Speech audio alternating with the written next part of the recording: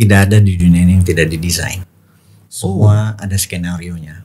Oh iya? Bahkan di CIA itu 1 tahun. Di CIA itu wajib membuat skenario lebih dari 1000 terhadap apa yang terjadi di dunia. Skenario ya. Nah ini kita mau ngingetin bahwa jangan terlalu berpolitik. Jangan sampai 80% hidup kita politik gitu loh. Ya, tapi kan gini Pak Mardi. Nih. Politik itu kan ujungnya dia buat kebijakan. Dia bikin Setuju. regulasi, dia Setuju. menentukan arah dan lain-lain. Jadi kalau kemudian politik kemudian justru malah dijauhi, apa enggak malah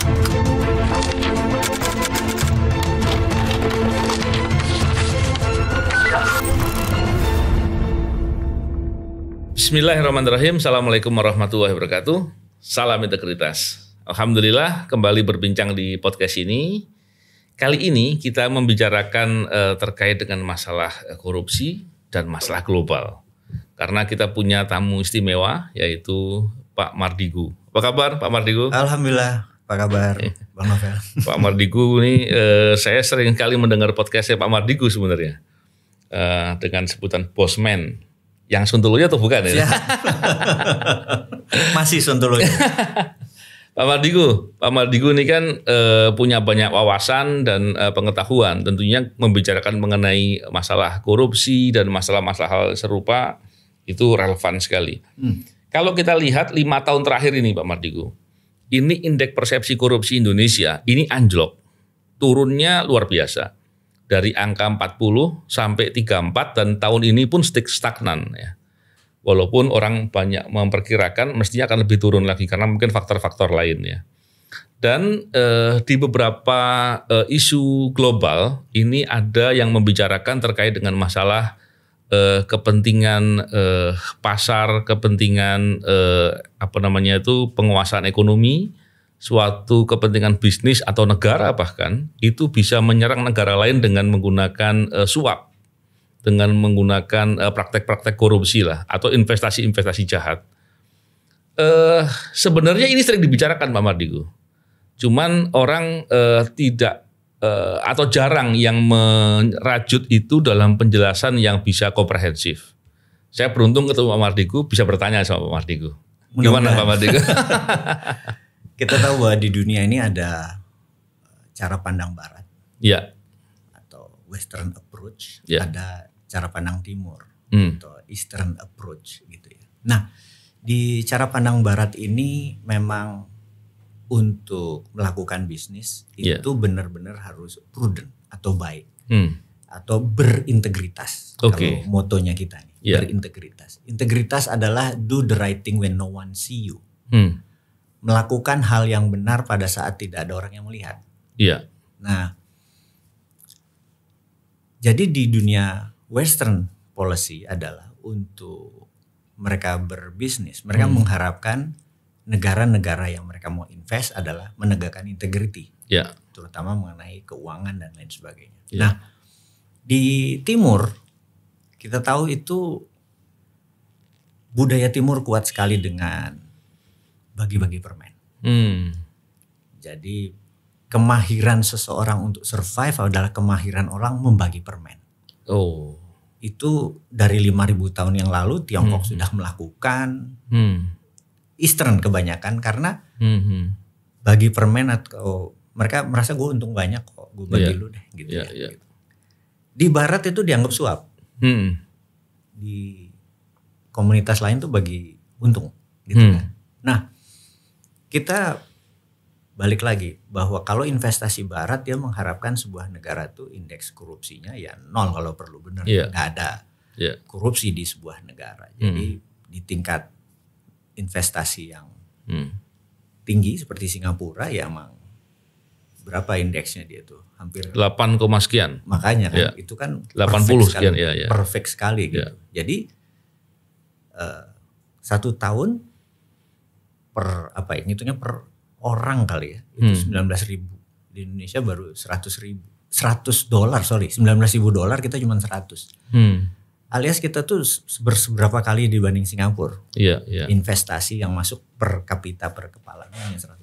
Ya 19.000 per tahun tuh ya. Jauh sekali ya. Sangat jauh. Karena indeks korupsi dia bagus, di sini amburadul. Gitu Itu kalau investasinya mengacu kepada Barat, mengacu kepada dunia Barat tuh yang paling banyak adalah misalnya di Wall Street. Iya. Jadi kita harus menyadari bahwa dunia ini 45% uang tuh beredar di Wall Street. GDP Amerika itu adalah 20% dunia. Jadi kalau dunia itu ada 100 triliun, GDP-nya Indonesia 1,1. Iya. Amerika itu sekitar 25. Amerika itu 25% uang dunia world wealth itu ada di Amerika. 25%. Tapi 40%-an itu dipegang Wall Street. Nah, 40 ditambah 25 itu 65%. Iya. Jadi kekayaan dunia masih dipegang oleh Amerika. Jadi sejak tahun 44 dulu ada buku yang sangat terkenal yang ditulis oleh George F. Kennan. Dia menulis namanya The Long Telegraph. Dia adalah menjadi platform foreign policy. Jadi Amerika itu negara yang foreign policy-nya nggak pernah berubah. Dan kita harus tahu foreign policy Amerika, kita harus tahu foreign policy-nya Tiongkok atau national interest-nya Tiongkok, national interest-nya Amerika. Kita harus tahu karena Amerika itu sejak foreign policy-nya nggak pernah berubah, yaitu 5,7% penduduk dunia adalah warga Amerika, 60% kekayaan dunia adalah kekayaan Amerika. Kalimat di bawahnya adalah we want to keep it that way forever. Mereka ingin pegang itu selamanya. Nah, untuk menegakkan kaya dunia tadi, dia berinvestasi di negara-negara yang punya integrity. Itu kan perfect world, dunia sempurna. Tapi kita tahu 10 tahun terakhir sejak Xi Jinping menjabat menjadi nomor 1 Tiongkok, dia 2013 dia menggunakan ekspansi yang namanya BRI, Belt Road Initiative. Belt Road Initiative itu dia menghalalkan backdoor atau under table. Karena Amerika itu mengontrol dunia dengan military approach. Ekonomi terus military. Sebenarnya militernya di depan, cuman dia bullshitnya aja gitu. Tiongkok tuh menggunakan economic approach. Jadi cara merubuhkan sebuah negara adalah dia halalkan itu main bawah. Jadi disuap itu dari disuap dengan cara itu. Jadi kalau dilihat siapa yang menyuap, kebanyakan adalah yang Eastern world gitu. Yang Western akan tetap menggunakan indeks korupsi. Nah, di sini mudah-mudahan teman-teman semua kebayang bahwa kenapa akhir-akhir ini indeks korupsi kita memburuk. Tapi kok investasi naik? Nah, pasti bukan dari negara-negara yang ini nih. Kira-kira itu jahitannya ya. Gini Pak Mardigu, kalau kita lihat ya, para pejabat itu kan dipilih atau ditunjuk karena integritasnya, karena dia dipercaya dan dia diberikan amanah. Kalau kemudian dia disuap, tapi kemudian menjalankan seperti keamanah konstitusi, rasanya nggak mungkin. Kalau gitu ngapain disuap gitu kan? Biasanya orang disuap itu untuk berkhianat kan Pak Mardigu. Dan dampaknya dengan dia disuap, akhirnya dia berbuatnya bisa menguntungkan dirinya, menguntungkan orang lain. Bayangkan nih Pak Mardigu, masa COVID saja, itu pengadaan APD dikorupsi gede-gedean. Bansos hilangnya gede-gedean. Bahkan PCR untuk tes COVID itu diduga juga dimonopoli ataupun kemudian dikorupsi dengan nilai yang sangat besar. Dan tega gitu lah. Padahal kepentingan masyarakat yang paling mendasar nih. Kalimatnya bener, tega gitu. Mau ngomong kebangetan sebenarnya gitu. Itu sampai seperti itunya. Jadi belum lagi kalau kita lihat contohnya eksploitasi sumber daya alam. Kita bisa lihat beberapa waktu yang lalu ada pakar ekonomi yang mengatakan ada sekitar 5, sekian juta ton nikel yang berangkat ke Tiongkok. Di sana dicatat sebagai impor dari Indonesia. Ekspor di sini nggak ada catatannya. Itu kalau diukur-ukur mungkin segede gunung itu barang itu. Siapa yang salah tuh ya? Belum lagi kalau kita lihat beberapa waktu yang lalu kita temukan dapat informasi dari NGO terkait dengan lingkungan, dikatakan ada 3,3 juta hektar sawit di kawasan hutan, tapi ternyata mau diputihkan dan katanya sedang berproses. Belum lagi kalau kita lihat dari faktor ekonomi, impor kita dari besi ternyata justru membuat banyak besi yang tidak sesuai dengan SNI itu membuat akhirnya orang yang berusaha dengan usaha yang benar itu justru kalah saing. Dan kemudian besi-besi yang jelek tadi, yang kualitasnya jelek, dijual dengan suatu manipulasi ke masyarakat, dampaknya ke konstruksi di Indonesia. Kita belum bicara tekstil dan banyak sekali permasalahannya. Problemnya seserius itu loh Pak Mardigu. Sangat. Gimana Pak? Kita tahu saat ini pemilihan pejabat itu kebanyakan like and dislike. Walaupun dia nggak merit atau meritokrasi atau dia tidak capable, dia tidak skillful, itu diberikan karena gue nyaman kok sama dia, gue suka kok sama dia gitu ya. Selama yang menjabat itu adalah mereka yang seperti itu, ya mereka menjadi oportunis gitu. Dan ini yang saya mungkin sering diskusi adalah kita tahu orang nomor satu di negara kita ini tingkat kesukaan pada dirinya cukup tinggi, itu harus diakui. Kita nggak bisa bilang enggak kok, gue nggak suka sama dia, gue masuk yang 20% ya terserah. Tapi faktanya 80% nyaman sama dia, gitu ya. Yang 15% bahkan sangat suka sekali, yang 5% nyaman. Nah, dengan posisi tersebut, sering pejabat-pejabat yang melakukan kesalahan itu berlindung di balik sosok yang rendah hati, tidak sombong dan yang banyak menyukai itu gitu.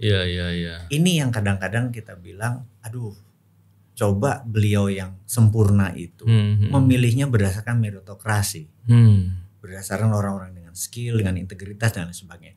Tapi kita tahu mungkin dia kurang, mungkin kurang orang tersebut. Nah, kita sekarang kewajibannya adalah ngingetin yang salah ya, ngingetin yang salah. Kita bilang ini masih cukup kok. Maksudnya beliau kan masih menjabat sampai mungkin 10 Oktober kali. 20 Oktober saya lupa. 2020, sekitar bulan Oktober ya. Bulan Oktober itu masih ada 10 bulan atau 9 bulan. Dia masih bisa melakukan game changing. Maksudnya kalau dia mau meninggalkan legacy, itu dia bisa ubah seluruh orang di kabinetnya dan pejabatnya di ring 1, ring 2, dia biasa ganti semua orang berintegritas. Itu bisa. Terlepas dari siapapun nanti yang menjabat, mau 01, mau 02 atau 03, itu urusan menjabat dari 2024 sampai 2029. Tapi legacy dia masih bisa kita ubah. Ini aja tugas kita di podcast ini untuk mengingatkan dia.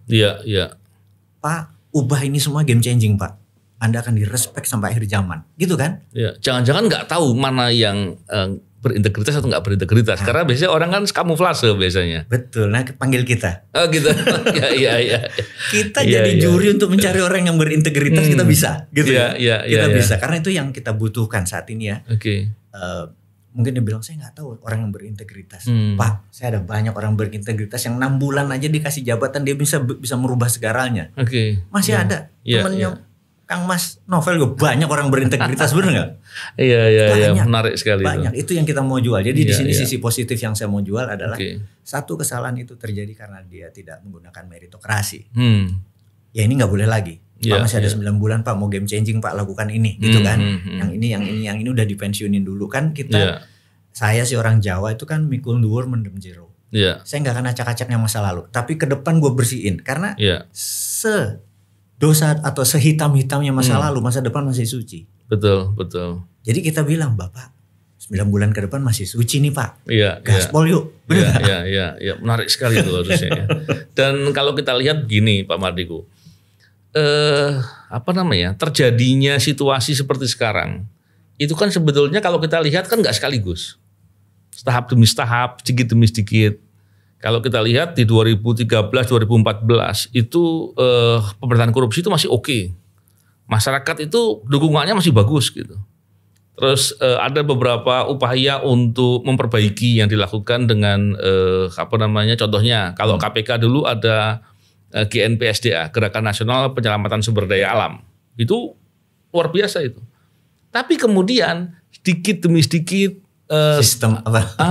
Saya pembusukannya lah gitu, sedikit demi sedikit, dan kemudian KPK-nya pun rubuh, maksudnya terbelenggu dan lemah sekali seperti sekarang. Malah KPK-nya bagian dari masalah, bukan bagian dari upaya pemberantasan korupsi.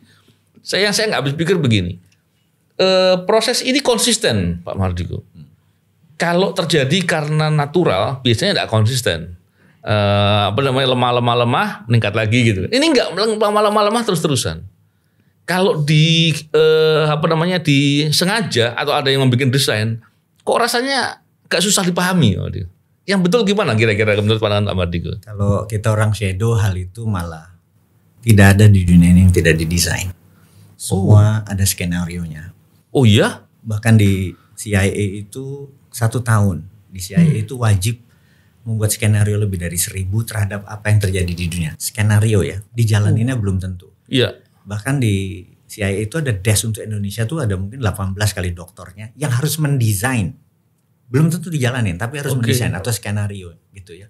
Nah, jadi kita itu punya banyak skenario, tergantung kita mau apa, benefitnya mau apa. Nah, misalnya kita mau, saya misalnya mendapat mandat 2024 ini, saya mau berkuasa sampai saya mati 50 tahun lagi gitu ya. Maka musuh saya, musuh politik saya bisa dimiskinkan.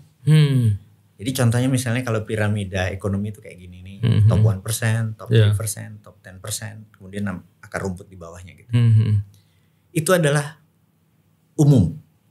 Yang bagus itu kayak pensil. Jadi yang tengahnya gemuk. Yang bagus itu yang perfect gitu ya, yang perfect. Gimana caranya kita mau abadi berkuasa? Tengahnya kecil. Elitnya dinaikin, yang di bawah kasih bansos. Dikecilin di tengah. Itu by design. Tapi terjadi sekarang seperti itu loh Pak Mardhiko. Itu bukan saya ngomong. Iya, saya kok bener yang dibilang ini. Jadi itu by design gitu. Iya. Terus kemudian masyarakat dikuasai sosial medianya, bahwa manusia itu secara psikologi ada namanya 2 plus minus 7. Jadi otak manusia itu hanya bisa menyimpan paling banyak 9, paling sedikit 5 hal berbarengan gitu. Di atas 9 informasi berbarengan 10, 11, 12 itu kita kebanjiran dan kita nggak bisa mikir. Dan itu memang psikologinya, manusia itu nggak bisa mikir berbarengan lebih dari 9 hal. Kalau di bawah mak bisa deh, mau hujan, gue belum nyetrika, ini belum ngerjain PR, itu 9. Lebih dari itu hang dia diam begini aja. Iya. Gitu ya, nanti kita tanya mak di rumahnya. Iya. Jadi informasi yang kebanyakan membuat dia over information. Itu menjadi orang pertama lelah, fatigue, kemudian menjadi apatis. Saat ini menurut saya sudah apatis. Mau itu debat kayak, mau itu isinya apa, terserah, udah nggak peduli. Iya. Itu terjadi sebuah over informasi yang didesain, semua orang udah fatigue. Kita udah nggak tahu mana benar mana salah. Iya. Bener nggak? Ini informasi bener nggak sih? Ini KPK ini bener nggak sih? Ini pemerintah ngomong ini bener nggak sih? Iya. Ini 01 ngomong ini bener nggak sih? Ustadz ngomong ini bener nggak sih? Gue udah nggak ngerti saat ini. Masyarakat banyak kebingungan saat ini. Nah, over information itu, kefatikan itu, keapatisan itu by design. Nggak bisa ujuk-ujuk. Iya. Ya kan kalau kita mau nyetel itu kosong informasi juga bisa. Kita penuhin informasi juga bisa kan? Gitu. Jadi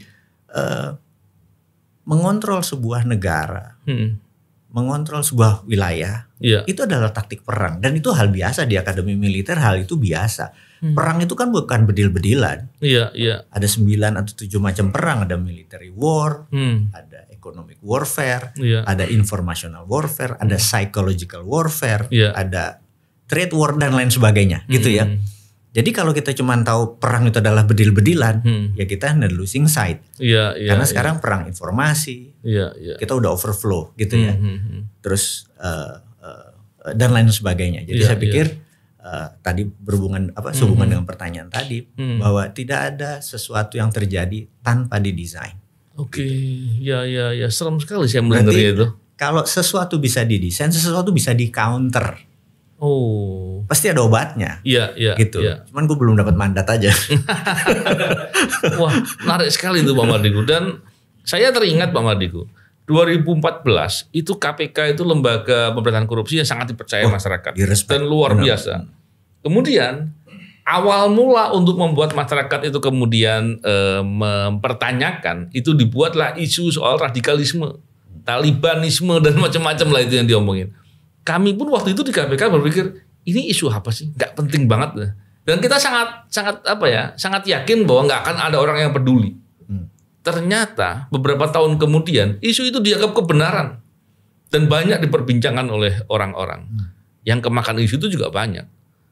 Jadi seperti itu juga mestinya by design ya. Kita lihat bahwa provokasi adalah mengajak dan bergerak.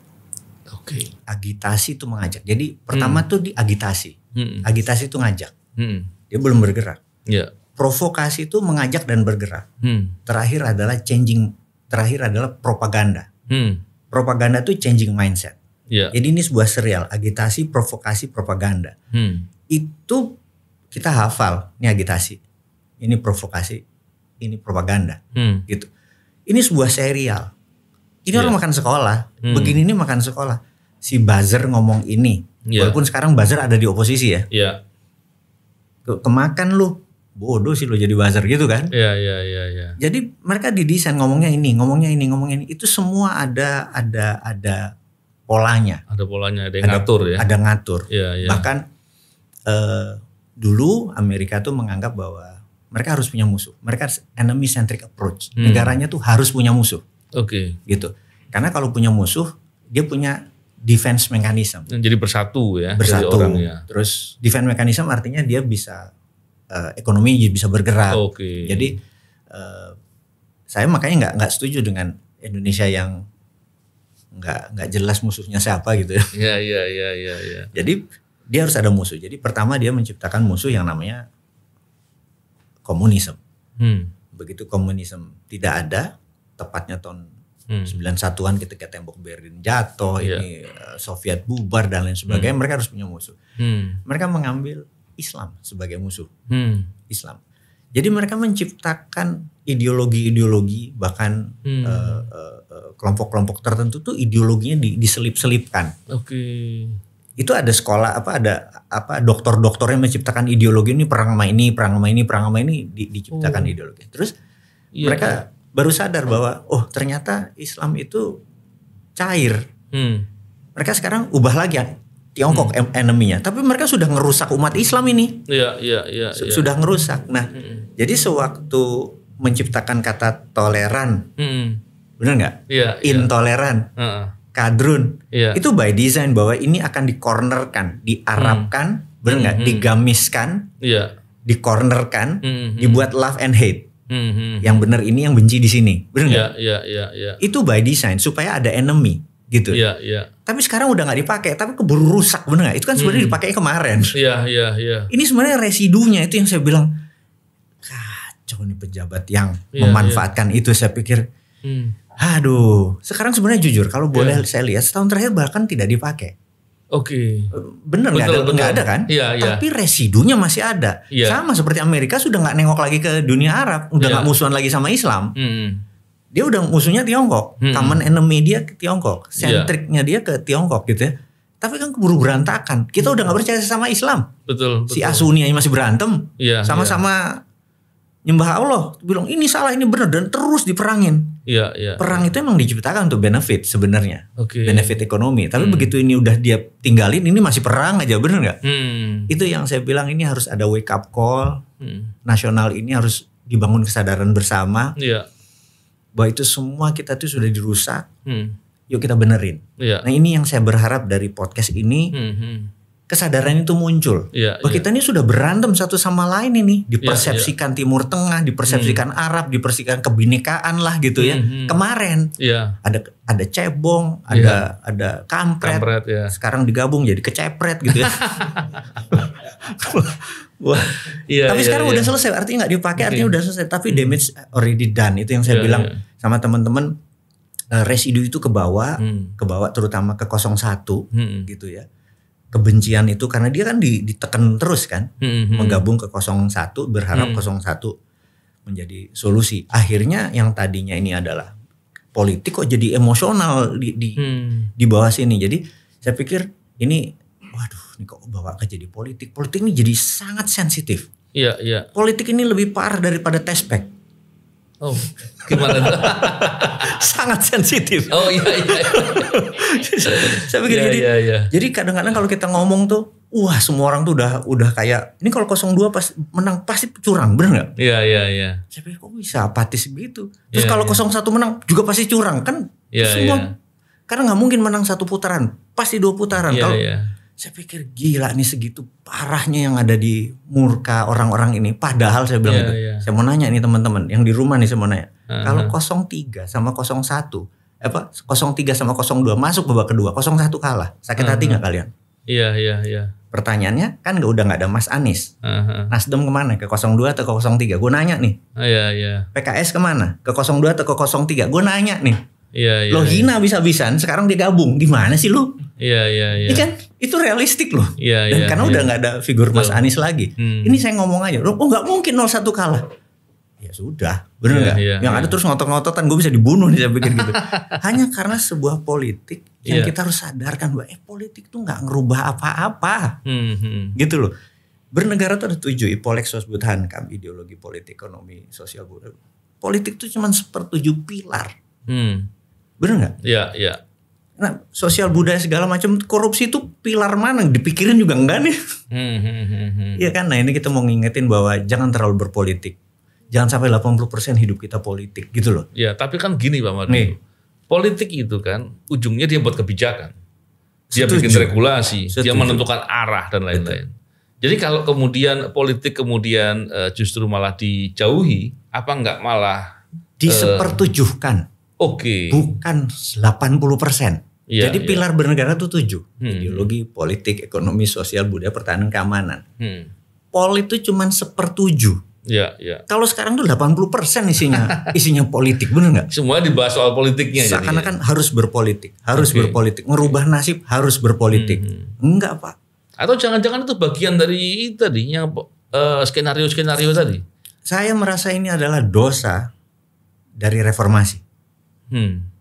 Jadi bagi saya reformasi terima kasih sudah menumbangkan Orde Baru. Tapi reformasi harus diselesaikan sekarang, nggak bisa dilanjutin lagi karena tugasnya dia memang merubuhkan Orde Baru. Tapi ke depan banyak hal yang rusak gara-gara reformasi. Jadi saya bilang oke, kita kayaknya harus punya konsep baru nih ke depan. Bernegaranya harus punya konsep baru. Udah selesai nih. Gitu. Jadi gara-gara diubah Undang-Undang Dasar 45 menjadi Undang-Undang Dasar 2002, efek dari reformasi, sehingga ada hal yang salah satunya hilang GBHN. Garis besar haluan negara yang ada setiap tahun nutupin habisin anggaran. Gak ada garis mau kemana nih negara ini. Tapi kan ada ini rencana jangka panjang, jangka menengah, jangka pendek. Tidak di dalam. Tapi nggak dalam GBHN. Tidak dalam undang-undang dasar, adanya di peraturan pemerintah dan lain sebagainya. Itu harusnya ada di dasarnya. Terus hilangnya TNI Polri dari parlemen. Ada 1 juta saudara kita yang tidak bisa memilih. Tapi tidak ada wakilnya di parlemen. Ya terang aja dia ngambil jalan kedua untuk cari uang di kantongnya. Iya. Maaf ngomong nih, kita harus kalau dia ada akses, dia mungkin nggak segini gila, bener nggak? Dalam tanda petik. Iya. Betul ya? Ini kalau ngomong politik aku juga bingung sebenarnya. Gitu. Pak Mardigu, gini. Yang terkait dengan tadi Pak Mardigu cerita terkait dengan bahwa adanya seperti yang diatur ya atau beberapa by hal design. By design. Jadi kalau kita lihat itu bisa dilakukan oleh sekelompok orang atau bahkan negara dari luar ya, dari negara lain gitu ya. Bisa, betul. Terus kita kan punya intelijen. Terus seandainya memang ternyata ada terjadi kerusakan segala macam, intelijen kita kan mestinya bisa mendeteksi yang seperti dikatakan Pak Mardigu tadi. Oke. Itu apa yang mesti terjadi? Jadi jangan samakan intelijen kita sebelum tahun 2000 dan intelijen sekarang. Bedanya apa tuh Pak Mardigu? Fungsi 6 intelijen mungkin cuma 2. Salah satu cuma spying atau mata-mata lah, spying. Spy sama wartawan bagusan wartawan daripada kemampuan intelijen, benar nggak? Oh gitu? Jadi kemampuan infiltrasi, eksekusi dan lain sebagainya semua dihilangkan. Jadi kita itu dunia intelijen itu kalau dalam bahasa akademinya adalah first line of defense. First line of defense. Saya ulangi lagi. Garis depan pertahanan. Oke. Tentara adalah pertahanan. Polisi adalah keamanan. Tentara eradicate threat, meniadakan ancaman. Polisi mempidanakan ancaman. Iya. Ini harus dibedakan. Iya. Jadi pertahanan, iya.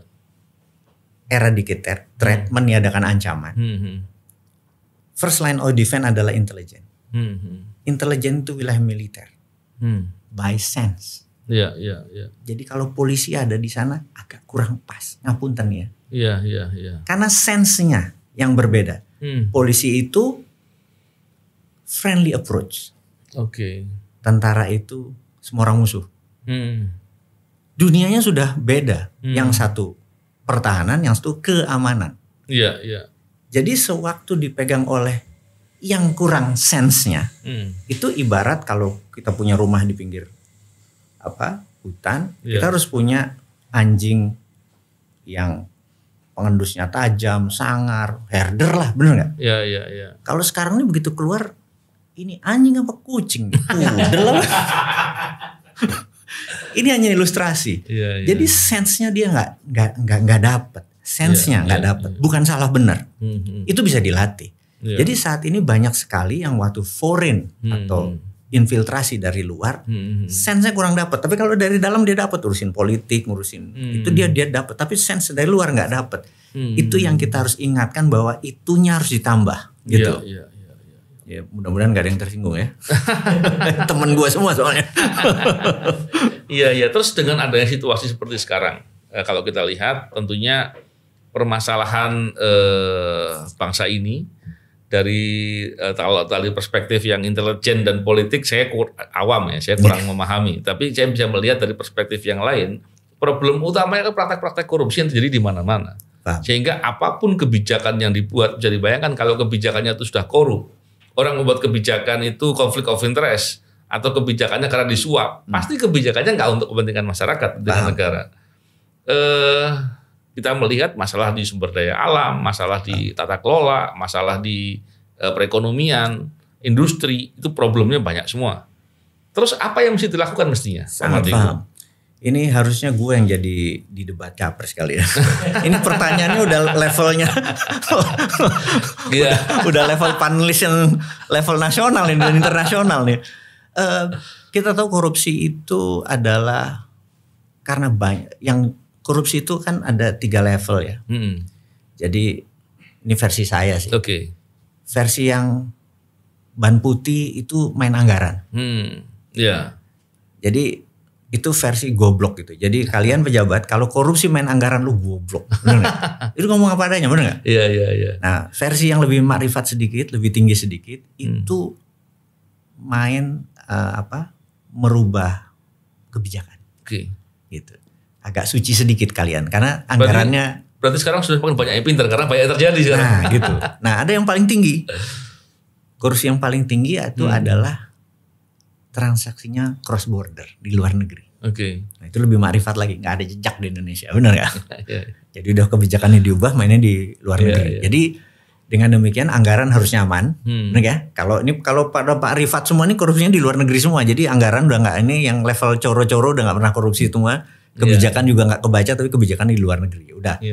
Nah itu yang saya harap. Tapi faktanya sekarang ini kebijakan nggak main malah anggaran yang dimainkan. Oke. Anggap sekarang anggaran banyak. Jadi nomor 1 memang kita harus menyedikitkan pejabat. Menyedikitkan. Jadi sekarang ini terlalu banyak jabatan, terlalu berlapis-lapis. Disitulah letak korupsi. Jadi kalau ini diperpendek, dipersingkat. Contoh, kita tuh di Indonesia punya 44 badan menteri dan sejajaran menteri, benar nggak? Itu lembaga terbesar di dunia. Spanyol tuh cuma 22 nggak salah. Kementerian itu. Gabungin aja semua, pendekin. Jadi eselon tuh jangan panjang-panjang. Itu nomor 1. Kemudian saya adalah orang yang paling anti BUMN di bawah kementerian. Kenapa? Karena hanya negara komunis yang kayak gitu. Yang lain tidak di bawah kementerian. Jadi ingat, kementerian adalah regulator. BUMN adalah operator. Kalau dia operator dan regulator jadi satu, ya siapa yang menang sama dia? Jadi, tapi kan sebetulnya kalau kita lihat mestinya BUMN itu kan menyelenggarakan yang tidak diminati oleh swasta. Betul. Jadi harusnya jangan di bawah kementerian. Iya. Temasek, Kasana Singapura, di Malaysia, Temasek di Singapura itu BUMN, tapi tidak di bawah kementerian. Buat aja Indonesia Incorporated, benar-benar independen, tidak di bawah kementerian. Jadi dia benar-benar kalau buat salah dikamplangi beneran. Tapi ini berlindung di bawah kementerian. Kementerian bukan BUMN-nya dibubarin, tapi kementeriannya yang buka pintu selamat pagi Ibu, selamat pagi Bapak. Karena kementerian jadi birokrasi. Betul. Benar nggak? Betul. Itu yang ditiadakan. Jadi regulasi tetap di kementerian. Operatornya di BUMN dan dia tidak dibahas satu lembaga sini. Bubarin aja tuh.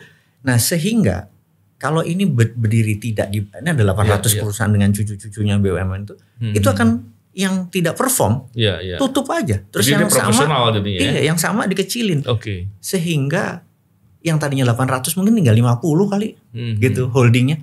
Ini menyedikitkan, isinya kan, maaf ngomong, BUMN itu kan tidak profesional sekali di dalamnya. Dan korupsi terbesar di mana kalau boleh jujur?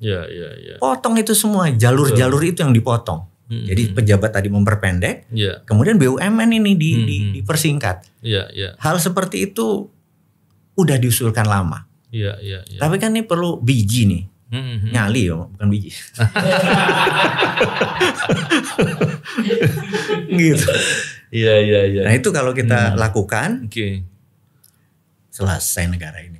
Kalau kita lihat beberapa waktu yang lalu, bahkan dari PPATK ya, PPATK mengatakan bahwa dari proyek strategis nasional itu 36% itu uangnya mengalir kepada politisi dan ASN. Jadi kalau dikaitkan dengan tadi, kebanyakan kan proyek strategis nasional dikerjakan BUMN. Udah kebaca kan?